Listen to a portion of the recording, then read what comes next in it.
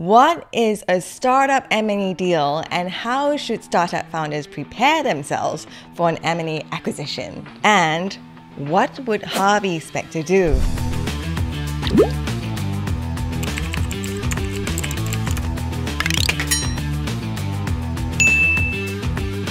Hi, my name is Rachel. I'm a startup lawyer and an M&A lawyer, and in this video we'll be covering key tips that startup founders should know to prepare themselves for an M&A acquisition. In this video we'll be covering 1. The way to structure your M&A deal, 2. Key terms to look out for, and 3. Ways to optimize your startup M&A deal. Ways to approach a startup M&A deal. There are 3 main ways that a startup M&A deal can be executed. First, a share acquisition. Second, an asset sale. Or third, an acqui-hire. What are the differences? In a share acquisition deals, most buyers would expect to buy 100% of the company. In this context, startup founders should try to ensure that their share documents contain a drag-along clause. This compels minority shareholders to sell their shares together with the founders so that they can achieve 100% buyout. Some buyers could be happy with a partial stake in the company, but in these instances, founders should be aware of the tag-along clause, which could prohibit the founder from selling their shares without first offering it to other investors. In a share acquisition, the buyer buys both the assets as well as the liabilities of the company. In such an instance, it's important to conduct due diligence to understand what liabilities could be involved. The second way to conduct an M&A deal is through an asset acquisition. M&A lawyers call it cherry picking the assets that you want to buy. Ding, ding.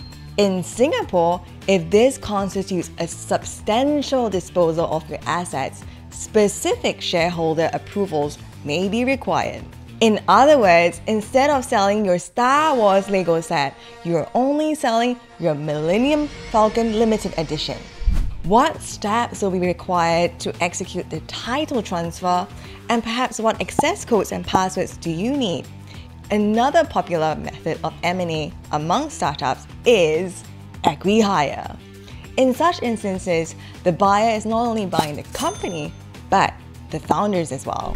In these cases, it'll be important to ensure that employment agreements are entered into with the founders that perhaps lock them in for a period of time, and important issues such as equity allocation are discussed with parties beforehand. A question we are asked sometimes is due diligence necessary? The first point to note is that due diligence could be a little bit expensive, but could be worth it if the deal is of high value. But more importantly, due diligence helps to identify any potential liabilities that you should be aware of. If you are a founder selling your company, there are 3 main things that you would like to be aware of. First, the distribution of proceeds. How will the proceeds be distributed amongst your investors and stakeholders, and will there be anything left for yourself? Second, the reserve matter list. Are there any specific consents or approvals that you require, for example, from your mother? I'm just kidding. And third, but most importantly, remember to discharge yourself from any personal liabilities. For example, have there been any personal guarantees that you sign in your personal name? Be careful and do ensure that these are discharged as a condition precedent or completion deliverable to the transaction.